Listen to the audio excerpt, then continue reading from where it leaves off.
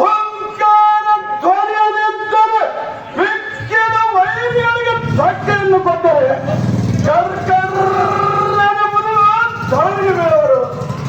ಎಳೆಯ ಅನುಯಾಯಿಗಳಿಲ್ಲ.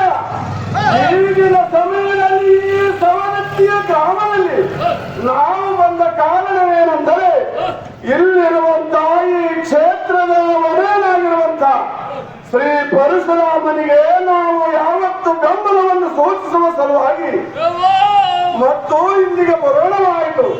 ಆದ ಕಾರಣ ನಾವು ನೀವೆಲ್ಲ ಸಂತೋಷವಾಗಿ ನರೇಂದ್ರ ಮೋದಿಜಿಯವರನ್ನ ಅತಿ ಪ್ರೀತಿಯಿಂದ ಬರಮಾಡಿಕೊಂಡು ಅವರಿಗೆ ನಮ್ಮ ಈ ಭಾಗಕ್ಕೆ ರೈಲ್ವೆ ಮಾರ್ಗವನ್ನು ಕೊಡಲೇಬೇಕೆಂದು ಸೂಚಿಸೋಣ. ಇದಕ್ಕೆ ಒಂದು ವೇಳೆ ತಪ್ಪಿ ನಡೆದರೆ ಹಣಕ್ಕಾಗಲ್ಲ ಯಾವ ದುಷ್ಟ ಶಕ್ತಿಗಳನ್ನು ನಾವು ಬಿಡುವುದಾಗದು. ಎಲೈ ಬಾಂಧವರೇ, ಈಗಿಂದೀಗಲೇ ನಾವು ಆ ಕಾರ್ಯಕ್ಕೆ ತಪ್ಪತರಾಗೋಣ, ಹೋಗೋಣ, ನಡೆಯುತ್ತವರಾಗಿದೆ.